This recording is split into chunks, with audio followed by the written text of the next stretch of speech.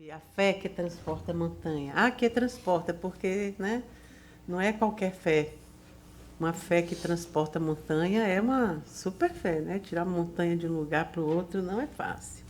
Mas é dessa fé que a gente vai conversar. Deixa eu ver para me lembrar.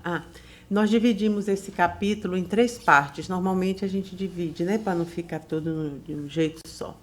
Então hoje eu vou falar da primeira parte. Semana que vem a Adriana Minardi vai falar sobre a parábola da figueira seca e depois o Márcio lindamente fecha o capítulo com as instruções dos espíritos, né? Então tudo que a gente não for fazendo durante a primeira e a segunda parte, Márcio se responsabilizará em fechar, né? É bom ser o terceiro por isso, né? Mas de que fé a gente estava falando, né? O Evangelho traz a fé que transporta a montanha, que é uma fé que foi Jesus que experienciou ela conosco durante a sua estada aqui na Terra. Então, quando a gente vai ver no Evangelho os exemplos de fé, a gente vê que não é qualquer coisa, né? Jesus curou muita gente, mas nem todos continuaram curados e não curou todo mundo que estava doente. Podia curar logo, dar né, uma avalanche de luz para todo mundo, mas não foi assim que aconteceu, né? Então a gente vê que esse estado de fé é necessário para que a gente concretize algumas coisas que a gente deseja que aconteçam conosco. Não é uma coisa só que vem do alto, que vem daqueles que já são top de linha, como Jesus é o nosso modelo e guia. Jesus nos mostrou o que é que um espírito elevado consegue fazer e dizia que nós poderíamos fazer aquilo que ele fazia e muito mais. Então eu comecei com essa recordação da mulher hemorrágica, não sei se vocês lembram no Evangelho, né? Ela sofria de hemorragias. Jesus estava no meio de uma multidão, muita gente, ele só sempre onde ele estava tinha muita gente, e aquela mulher vinha se rastejando, porque ela até vinha meio escondida, porque as pessoas doentes naquela época ficavam, né, fora, eram rechaçadas do meio social, então ela vem se arrastando e toca a túnica de Jesus, né? E quando ele se vira, ele fica, onde está a pessoa que me tocou? Aí o Pedro, que estava com eles, mas Jesus, tem tanta gente aqui, não sei o quê. Ele fez, não, alguém me tocou porque de mim saiu uma virtude. Então aquela mulher, assim que tocou na veste, na túnica de Jesus, ela fica curada da doença dela, né? E ele diz, alguém me tocou porque de mim eu senti que saiu uma virtude. Então ele que já tinha um magnetismo pessoal, né, já bem desenvolvido, ele podia fazer curas sem a necessidade do apoio de espíritos, diferente de nós, né? Nós que trabalhamos nos centros espíritas, quando damos passe, nós dizemos que a gente trabalha a mediunidade com Jesus e a gente trabalha com os espíritos, porque não temos ainda nem capacidade de intelectual, de conhecimentos desenvolvida e nem de magnetismo pessoal desenvolvido que alguém possa nos tocar e ficar curado da doença que carrega. E a pessoa também que está tocando ter a fé suficiente para absorver aquele fluido, porque precisa ter essa receptividade, né? Então, às vezes, a gente vê as pessoas que não querem ficar boas. Então, elas têm mais dificuldade. Não é que não vão ficar, não. Vem pessoas, por exemplo, tomar o passe e a gente sempre, né, pede que a pessoa antes assista a palestra, né, fique aqui no centro, ou assista uma aula, que é para viver um pouquinho no movimento do espiritual dentro do centro, para relaxar um pouquinho os seus desejos desgovernados, as suas emoções desgovernadas, para viver um momento espiritual em que precisa o espírito estar um pouco mais receptivo para que aquela energia realmente seja totalmente absorvida. E a gente sabe que mesmo que a pessoa venha sem vontade, que entre na sala de passe sem vontade, que diga, não sei o que eu estou fazendo aqui, me forçaram a vir aqui, mesmo que entre com toda a revolta, mesmo assim, toma o passe e recebe alguma coisa. porque estamos todos sobre a misericórdia de Deus. E o Pai, amoroso como é, ele não nos deixa em momento nenhum que a gente está com a possibilidade de receber uma ajuda, de não receber ela na sua totalidade. Às vezes não recebemos na totalidade porque não queremos, né? Fechamos o corpo, como diz os entendidos, né? Então a gente deve desejar ficar bem, desejar fazer o bem, porque isso faz, né, transformar isso numa troca muito boa. Então a mulher hemorrágica, ela foi, e Jesus dizia isso, né, às pessoas que ele curava. A tua fé que te curou. Ele não dizia que foi ele. A tua fé. Eles, tanto que ele curava assim, bastava estar no diâmetro, né, de energias dele que a gente usufruía. Então, é uma fé que é uma coisa diferente, né? Porque a gente, quando vai procurar entender a fé, a gente tem que buscar entender que fé é sentimento. Fé é uma virtude que se torna um sentimento, né? Fé não é uma coisa, é uma coisa que está em nós, esse sentimento de fé. A gente só precisa desenvolver, descobrir ele, né? Então, a passagem do capítulo 19, ela diz que Jesus veio até o povo porque um homem aproxima-se dele e diz assim: Senhor, tem piedade do meu filho que está lunático e sofre muito, pois ele cai muitas vezes no fogo e muitas vezes na água. Eu o apresentei aos vossos discípulos, mas eles não puderam curá-lo. Então, Jesus não estava naquela hora por ali. Os apóstolos iam fazer o trabalho de cura naquele momento e aquela pessoa estava reclamando que o filho, desequilibrado, com transtornos e tudo, não conseguiu cura com os discípulos. E ele pede a Jesus ajuda. Aí Jesus, né, zangado, na zanga boa de Jesus, que era como os apóstolos sabiam transcrever, não foi Jesus que escreveu o evangelho, senão ele não ia escrever isso, né? Ele ia dizer, não disse assim, esses meninos, que é isso? Estão fazendo passar vergonha, né? Mas disse que ele falou mais ou menos assim, ô raça incrédula, né? Incrédula é que não crê, que não acredita o suficiente. Até quando estarei convosco? Aí acho que Judas gritou até na estante, porque eu já estou providenciando a sua ida. Trazei-me aqui essa criança. E tendo Jesus ameaçado o demônio, né, ele saiu da criança que foi curada no mesmo instante. Então, o demônio era como eles chamavam na época os espíritos mais sofredores, né? E ela foi curada no mesmo instante. Ele fala com o espírito, né, pede que aquele espírito deixe aquele corpo e o espírito obedece. Né, a autoridade moral do Cristo. É o que os dialogadores hoje nas reuniões mediúnicas praticam. Adquirir a evolução suficiente, né, o controle suficiente das próprias emoções para poder ter essa autoridade moral desimpedida de qualquer vontade de dominar, ou de resolver, ou de correr, ou de, sabe? Então, Jesus já... Só por ser, ele já era respeitado por aqueles que ainda não eram, né? Porque quando nós chegamos aqui, Jesus já estava aqui, não porque ele fosse terráqueo, né? Ele já era um espírito evoluído e veio ter conosco, dando essa assessoria ao nosso planeta. Então, quando ele fala assim, o menino fica bem e aí tudo transcorre bem. E aí os discípulos, né, chamando Jesus assim, no particular, diz assim: por que nós não podemos expulsar esse demônio, mestre, né? Aí Jesus diz assim: mas é por causa da incredulidade.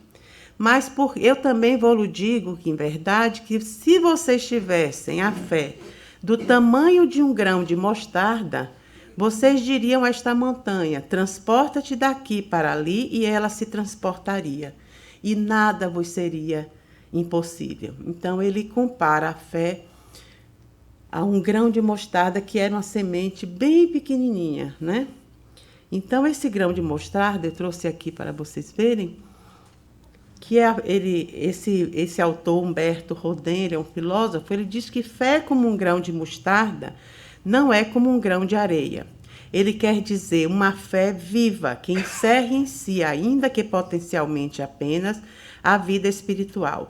Assim como um grão de mostarda encerra em si uma planta inteira. Então, lá havia muitos pés, né, de mostarda, que ela cresce até uma altura bem razoável, tem umas até mais altas. E vem de uma sementezinha tão pequenininha, né? E que se compara também a nós, né? Nós viemos simples e ignorantes, mas já com a potencialidade de nos tornar um espírito imortal no reino nominal. Então, aquele princípio continha nele toda essa vida, essa potência de vida que se tornaríamos nós hoje, como estamos, caminheiros, né? Por isso que ele compara a semente a uma árvore inteira, né? Então, tem uma passagem também com Pedro, que Pedro pede a ele porque que ele queria uma oliveira, um pé de oliva, né? E Jesus dá a ele uma semente da azeitona, né? Da oliveira. Então, dentro daquela semente está todo o potencial de vida, né? Então, é esse sentimento que nós temos da nossa condição de construir o que nós quisermos de bom, porque toda a bondade que Jesus já tinha desenvolvida está em nós, assim ele dizia. Então, todo o potencial de sermos bons está em nós, de sermos melhores a cada dia está em nós. Questão de escolha. E que de dificuldades ele falava da montanha? Que montanha era essa? São as nossas dificuldades, as nossas resistências, o nosso preconceito, interesse material, egoísmo, paixões orgulhosas, toda a negatividade que a gente ainda possui, essa é a nossa grande montanha. É isso que a nossa fé pode remover de nós, esse novo sentimento. E toda vez que a gente tem um novo sentimento, a gente sabe que os filhotes desse novo sentimento, eles vão saindo, né? É como hoje a gente comentou sobre uma árvore, né? Caída numa floresta. Ela cai ali, parece que ela está morta, mas dela começa a brotar vários outros, né, seres vivos e os animais se alimentam, continuam se alimentando daquela árvore. Então, a gente nunca morre. Nós nunca... A morte, essa coisa do desaparecimento, do desfazimento de alguma coisa, nós não fazemos parte dessa história. Então, a gente sempre está vivo. A vida está em nós em todos os momentos. Então, mesmo quando a gente diz assim, mas eu queria morrer. Não queira não, porque você vai continuar vivo e vai ser uma decepção. Que a morte parece aquela coisa de apagar, de parar de ouvir, de falar, de sentir, né? A gente não consegue parar de pensar. Imagine que coisa legal. Né? Quando você for em algum lugar que diga assim, bom, desliguem agora os pensamentos, parem de pensar, pegue o seu dinheiro de volta e vá embora, porque não existe essa possibilidade. Existe a possibilidade de controlar, de educar os pensamentos, tranquilizar, né, selecionar. A gente pode fazer isso, né, com algumas tentativas. Dependendo do estado emocional, a gente pode. Mas assim, não, vou me desligar de tudo e parar de pensar. Não dá. Mesmo tomando, assim, às vezes, um tranquilizante muito forte, você adormece um pouco o corpo, mas sua mente sai com seu espírito e é a mais de 1000. Então, não é bom fazer isso. Bom, vamos ver os conceitos gerais da prece, né? Da fé. Olha, já estou na prece. Então, prece é a fé. A fé vem do latim fides, né? Fides é fidelidade. Então, fé vem de fidelidade, né? Para você ser fiel a alguém, você tem que estar com esse alguém, tem que ter um relacionamento com esse alguém. Não dá para você ter fé em Deus se você diz assim, eu não acredito em Deus, né? Então, quando a gente fala da fé, a gente lembra dessa coisa da fé cega, né? Que a gente criticava tanto. As pessoas creem porque creem, mas não sabem nem do que estão crendo, né? É aquela fé que você acredita naquilo que você não entende, né? Mas a fé, ela pode ser trabalhada, ela pode ser educada, ela pode ser conduzida e ela crescer de uma forma que ela toma uma condição na sua vida de um recurso na sua existência, né? Então, no sentido profano, significa dar crédito na existência do fato, fazer bom juízo sobre alguém, expressar sinceridade no modo de agir. Então, a gente crê nas pessoas, a gente dá crédito às pessoas. Eu acredito nas pessoas, né? Então, isso vem da fé. Bom, o crer é pouco ainda para a fé, porque você crer na pessoa, dá aquele crédito à pessoa enquanto ela é correta com você. Na hora que ela não é mais correta com você, você vai em cima e prende, olha, eu dei esse crédito, mas não posso mais, a pessoa não me dá nada de volta, então tem que ir preso, né? Tinha muito isso quando as pessoas tinham aquelas cadernetas nos armazéns. Então, era um tipo de crença que você apresentava a uma criatura, né? Você dava crédito, você cria, você acreditava na honestidade daquela pessoa, e a pessoa pegava coisas na sua loja e você assinava, né, na caderneta. Não era nada registrado em lugar nenhum. E, às vezes, aquelas pessoas nos interiores passavam anos e anos e toda semana pagavam, todo mês pagava, né? Então, mas você vê que hoje, mesmo o crédito mais controlado, né, pelo sistema de computação, de tudo, às vezes as pessoas ficam devendo e não pagam, e aí o credor vem atrás, né? Então, você acreditou naquela pessoa, depois não podia mais acreditar, porque a pessoa não demonstrou a honestidade que dizia ter. Então, acreditar, né, dar crédito, é ainda muito pouco para o que a gente quer chamar de fé. Fé é quando você diz assim, como Emmanuel diz, né? Eu não creio mais, eu sei que é assim, né? Você acredita na vida após a morte? Não, eu sei que é assim, eu sei que é. Então, é uma certeza que nada lhe faz ter dúvidas, né? Então, isso vem da fidelidade. Às vezes você diz assim, eu sou fiel. Essa coisa de marido e mulher dizer que é fiel também é um negócio, né? Porque a fidelidade... porque a fidelidade, assim, ela não é quebrada por qualquer coisa, né? Tem pessoas que são fiéis a outras porque a outra... Não, olha, eu tenho uma pessoa que guarda, né? Sai comigo, é meu cão de guarda, é meu guarda-costas, porque eu pago a ele tanto... Né? No Brasil agora tem isso. Então, aquela pessoa tem fidelidade pelo seu patrão, a pessoa pode acreditar nele porque ele está ganhando para aquilo. Mas no dia que o patrão não paga mais, aquela fidelidade está quebrada. É como os casamentos. Aí eles colocam uma outra palavra, lealdade, né? A lealdade é aquela fidelidade gratuita, próxima da fé. Se você é leal a alguém, será sempre na vida ou na morte, no bom e no ruim, né? A fidelidade já ficou como se fosse um crédito, mas que pode ser quebrado caso a pessoa não corresponda, né? Quando existe confiança absoluta na revelação divina, a fé é conhecida no seu sentido religioso.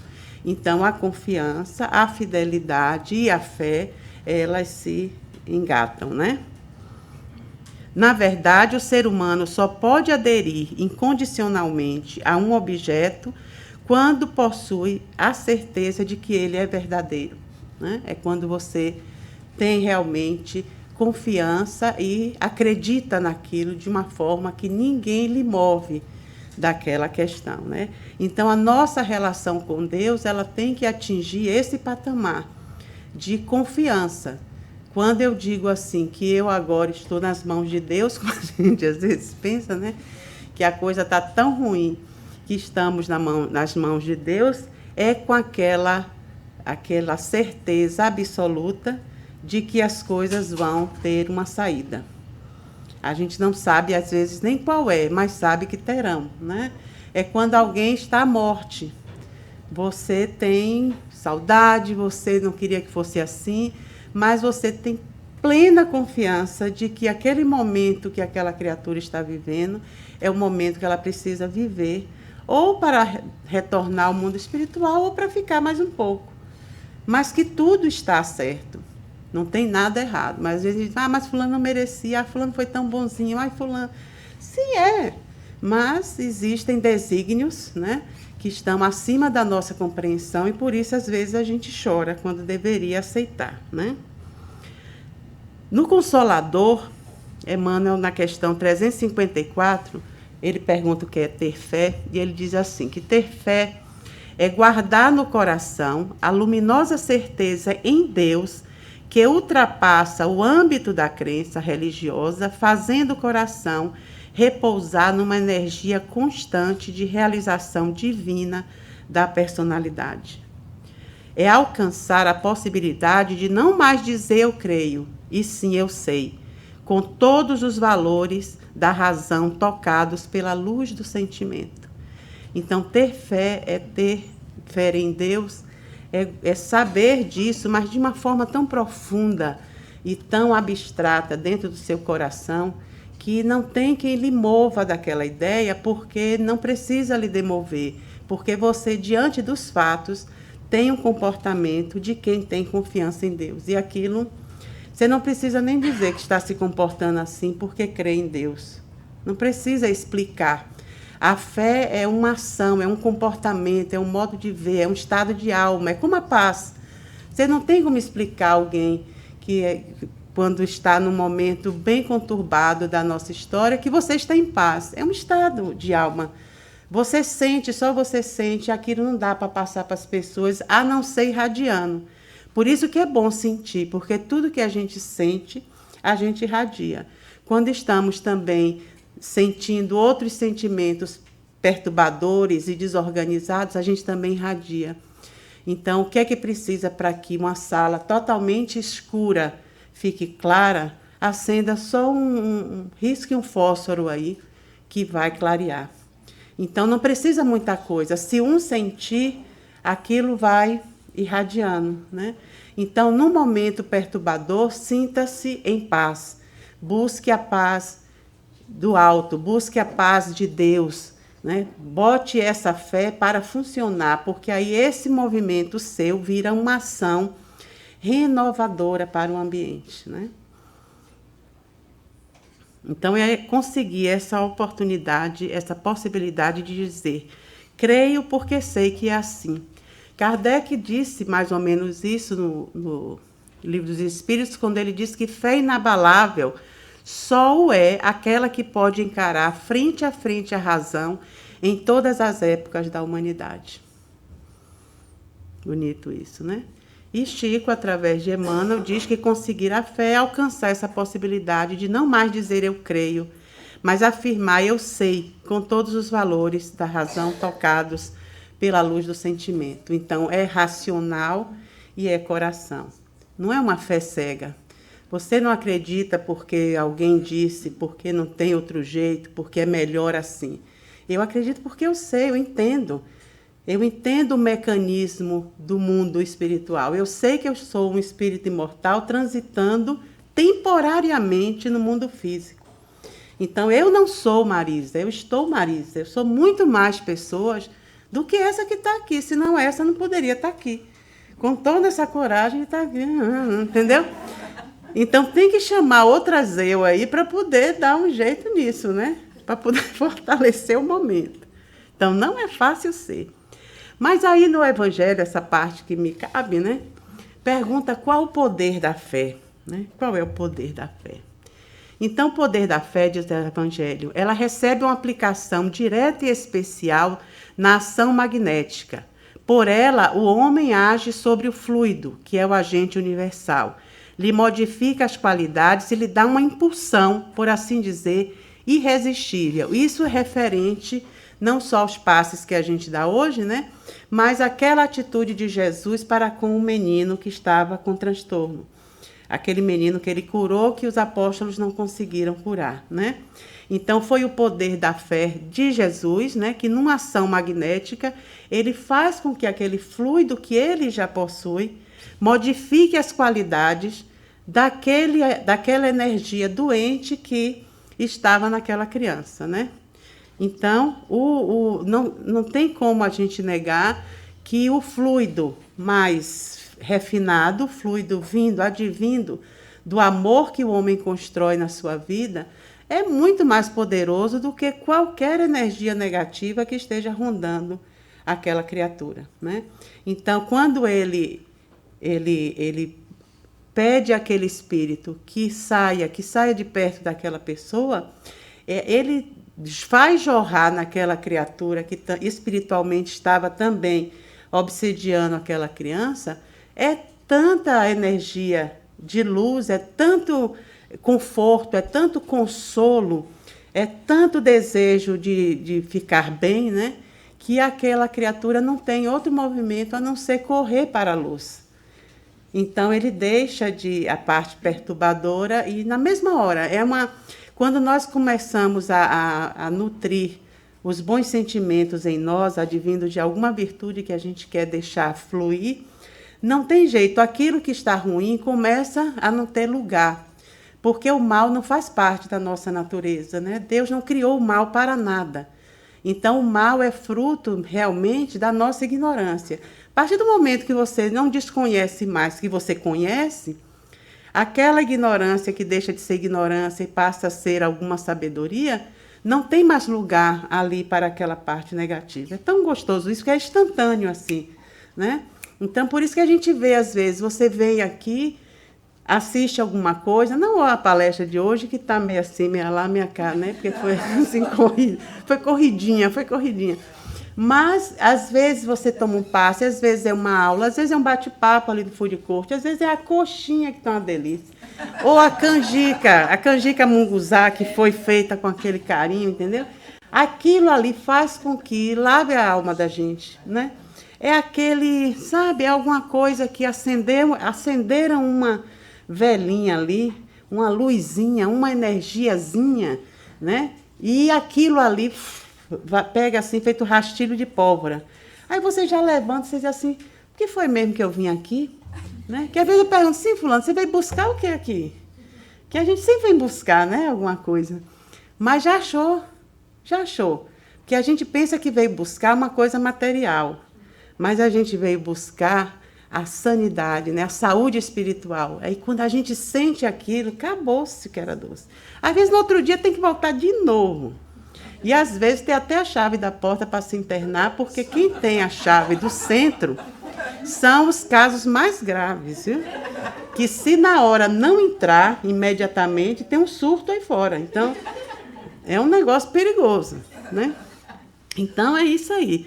O poder fluídico normal, né? O poder nosso, fluido, normal, mas a fé e a vontade dirigida para o bem é igual a fenômenos de cura e outros que são apenas as consequências de uma lei natural. Quando ele fala o fenômeno de cura, é cura de tudo. É porque a gente liga a cura ao corpo, né? Ai, o corpício tem que estar 0 km. Mas para o corpício ficar 0 km, a cura é de dentro para fora. Então, tudo que a gente vem buscar, não, sabe por que eu estou com uma dor aqui, olha, eu estou com uma ferida aqui, é tudo que o corpo está externando. Mas o que está lá dentro, às vezes, é uma maravilha. Então, essa construção desse magnetismo, ele vai se dando à medida que a gente vai conseguindo construir, nutrir, usinar essas virtudes em nós, né? E Kardec continua, tal o motivo pelo qual Jesus diz aos apóstolos, se não haveis curados é que não tinhas fé. Então, se você constrói a sua construção intelectual está em cima do entendimento dos dois lados da vida, física e espiritual, provavelmente vai dar um caldo mais tarde, né? Continuando, qual o poder da fé? A fé propicia a coragem para os enfrentamentos, diz Joana nesse livro Iluminação Interior, através da psicografia de Divaldo. Coragem para enfrentar. Porque, às vezes, a dificuldade é uma montanha, imagine. Aí você olha assim, né, tem até aquela coisa que você se vê pequenininho e o gigante está lá, né? Mas tem que ter coragem. E a coragem vem de quê? De acreditar de que tudo pode ser resolvido. Tudo pode, né? Robustece a esperança toda vez quando o desânimo ameaçar. Uma coisa também que a gente tem que gravar. Fé e esperança. Fé é igual a esperança. Se eu não tenho esperança, eu não tenho fé. Nenhuma, nem de mentira. Não dá para ter. Então, se eu tenho esperança de que aquilo pode acontecer melhor para mim, melhor para o outro, eu já estou usinando a minha fé. Porque toda virtude, ela precisa dessa nutrição, da prática, porque ela é uma ação, não é? A virtude não é uma coisa que fica paradinha lá na caixinha das emoções, não. A virtude é uma coisa... Olha quando a gente é ruinzinho, todo dia a gente se mostra ruinzinho, né? Todo dia a gente fala, se eu sou fofoqueira, todo dia eu falo de alguém, não consigo, né? Quando não tem assim, a gente vai no Facebook, rapidamente acha alguém, ou no WhatsApp, né? E acha alguém, mas né, vira o quê? Um vício, né?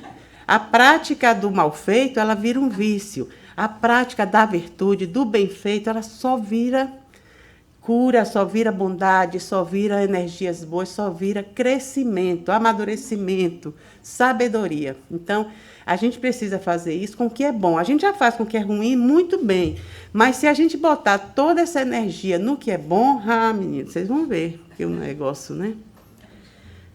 E promove a alegria de lutar. Então, tem que ter coragem, tem que se ter esperança e tem que se lutar para ter fé, embora as circunstâncias não se lhe apresentem favoráveis. Outra coisa que a gente precisa ter, motivação contínua para o prosseguimento nos labores que a gente for empreender, né? Porque todo dia tem coisas para empreender, mas aí eu escolho.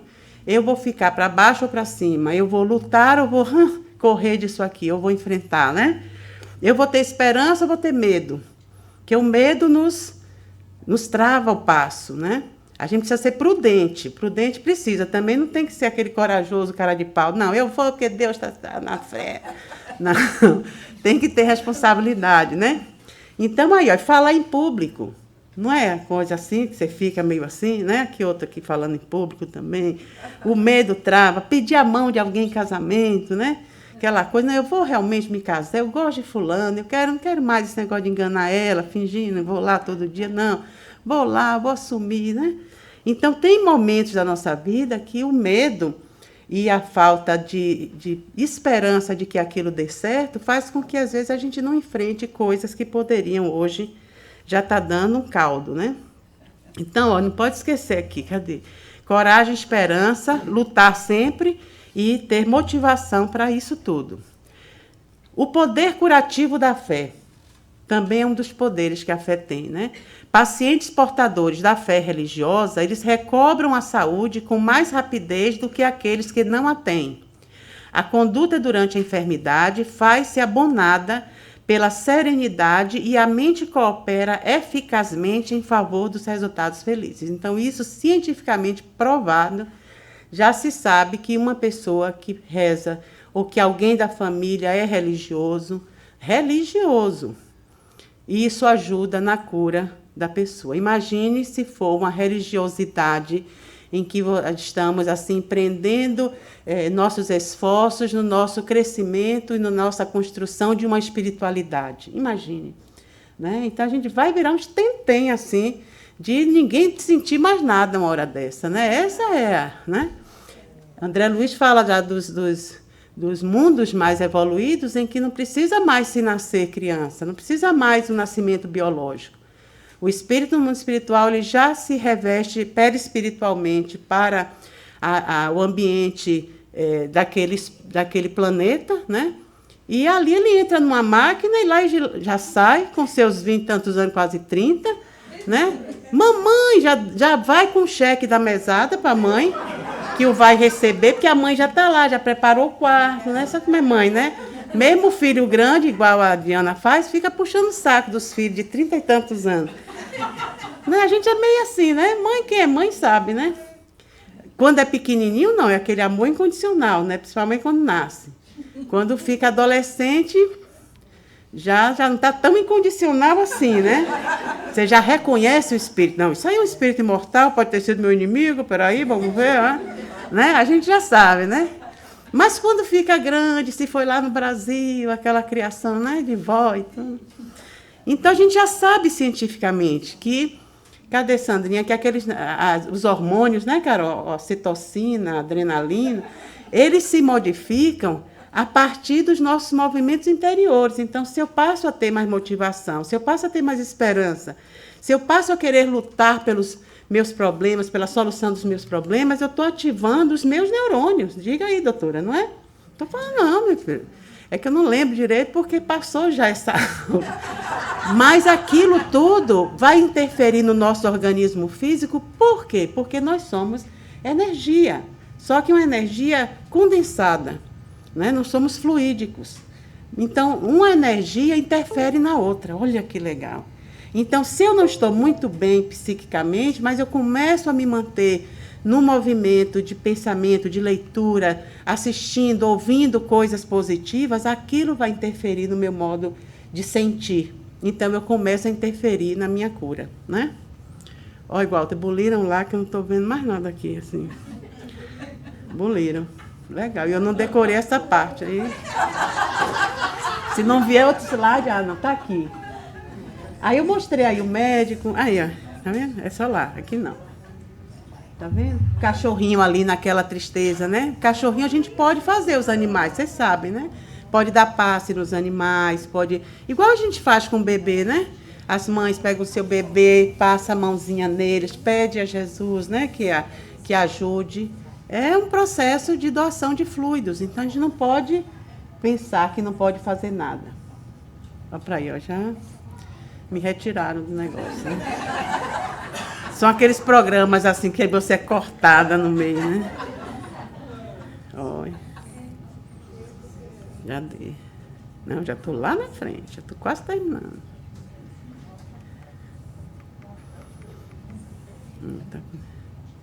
Tava aí. Então, aqui.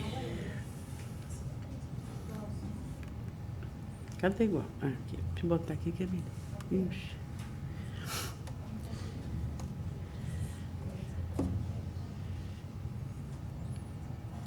Aí.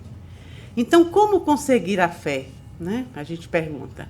Como todas as virtudes, a fé é uma semente. Lembra da sementinha de grão de mostarda? Que nós devemos abrigar no terreno de nossos corações e fazê-la crescer e dar frutos. Então, é uma construção. O bom dessas coisas é que Deus dá trabalho a gente, entendeu? Não criou a gente simples e ignorantes, mas que a gente tivesse os nossos esforços para também, quando a gente chegar nos mundos ditosos, dizer assim, pensa que foi ele sozinho? Não, eu também batalhei. E outra coisa, a fé é contagiante. Então, quando a gente adquire uma atitude de fé, normalmente a gente contagia a pessoa que está mais desolada. Então, quando você vai consolar alguém que está passando por um momento difícil, não é que você vai dizer, vai ficar tudo bem, peraí, não, pare de chorar, que é isso, não precisa, a gente compreende a dor que o outro está passando, mas a sua atitude diante daquela dor, que também poderia estar lhe derrubando, faz com que o outro, na hora da dele, ele também tenha essa lembrança. É energia, né? Tudo é energia. Então, se a sua energia de fé transfere para o doente, como está ali de câncer, chega um médico carinhoso, um médico cheio de vida, mostrando energia para aquela criança vai também fazer gerar dela, né? Então, é contagiante. Quando não é assim, a gente chama a fé de vacilante. É aquela fé que não procura os meios de vencer porque ela não acredita que pode vencer, né? Então, as pessoas hesitam muito, ficam muito incertas e sentem a própria fraqueza. Então, diz, você pode porque você é forte, porque você tem isso, porque você fez aquilo, mas não se sente capaz de fazer por si, né? Tem a fé religiosa, a fé cega, que a gente chama, né? Aquela fé que aceita sem nada verificar. Pode conduzir ao fanatismo ou cedo ou tarde desmorona. Eu ainda acho que a fé cega tem momentos em que ela é proveitosa. Eu já estava até comentando com o pessoal, por exemplo, quando você vê os pastores evangélicos e os evangélicos pregando, por exemplo, nas penitenciárias, aquelas pessoas perigosas que vivem, né, de fazer mal ao outro como se não tivesse nenhuma outra consequência, que eles começam a dar aquela surra de Bíblia naqueles presos, eles começam, às vezes, a se curvar e adotar um comportamento melhor pelo medo que tem de Deus. O temor, o medo de ir para o inferno, o medo de queimar, de sofrer, faz com que eles mudem um pouco de caminho. É um começo, não é? É um começo você iniciar com essa fé cega. Todos nós iniciamos assim. Todos nós, se a gente olhar as religiões, as escolas religiosas no seu passado, tinham que ser assim, né? Porque era o que a gente sabia fazer de melhor, né? Imagine. Mas é um caminho.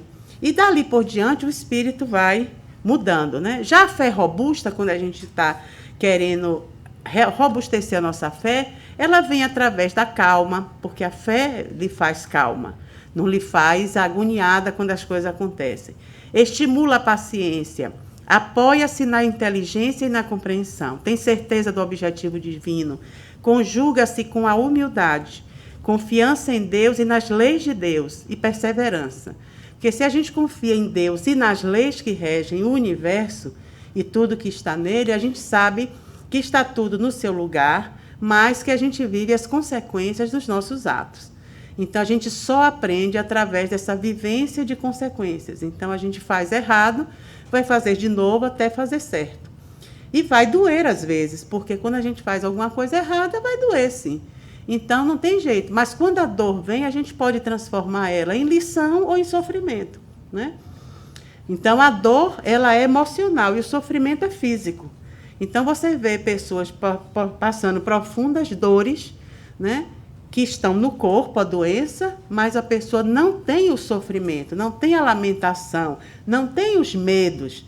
Tem o quê? Motivação, esperança, coragem de lutar, né? E vai mesmo vencer aquela prova, mesmo que desencarne, porque também a morte não existe. A morte vai fazer parte daquele processo.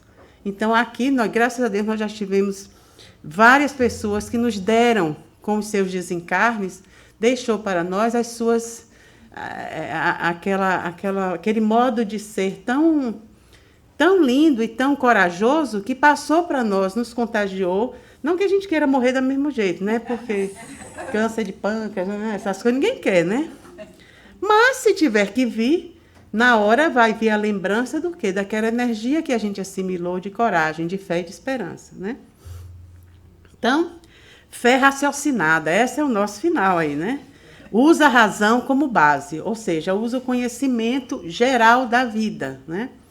Fé inabalável é aquela que pode encarar frente a frente a razão em todas as épocas da humanidade. Então, fé sempre vai ser igual a confiança, porque a gente tem que confiar em Deus, né? Deus é o nosso ponto de apoio, é o nosso centro ali, né? É o nosso Wi-Fi. Se a gente não tiver isso como um roteiro de vida, a gente vai ficar tentando ir por si próprio, né? Na nossa autossuficiência, na nossa arrogância, achando que tudo a gente pode. E quando a gente se enche da gente mesmo, né? Quando estou cheia de mim mesma, fulano é tão cheio de si, né? A gente fica vazio de Deus. E aí o saco não dá certo. E a esperança, né?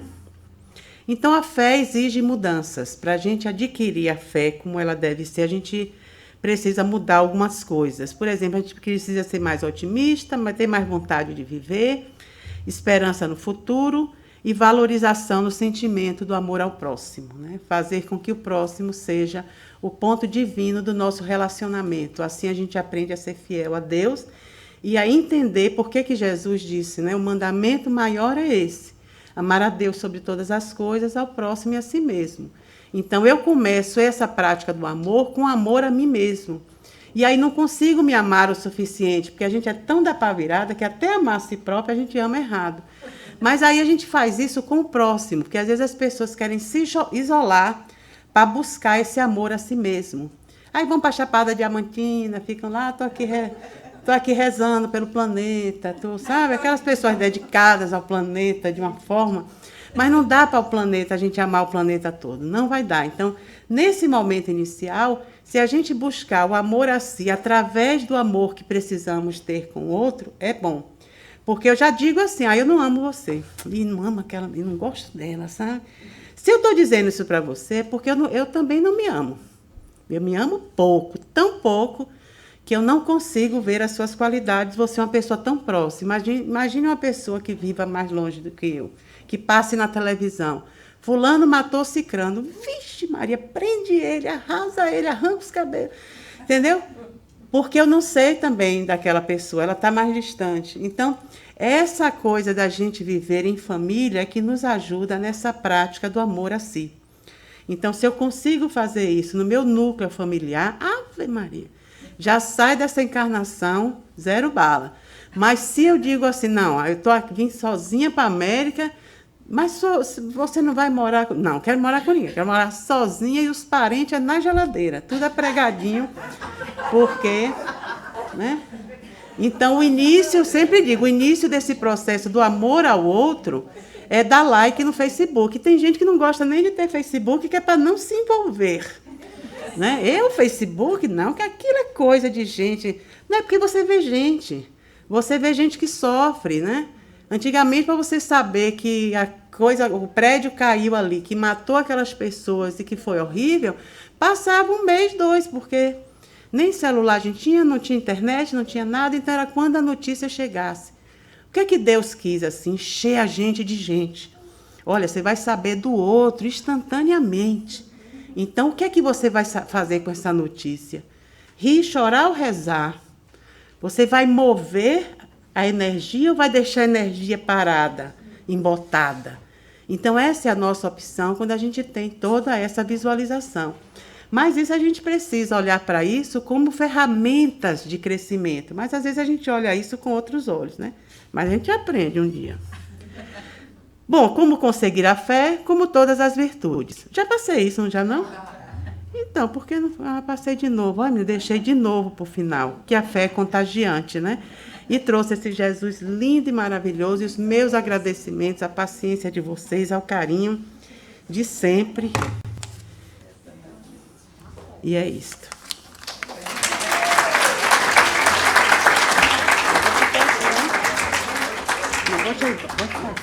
Bota pra cá.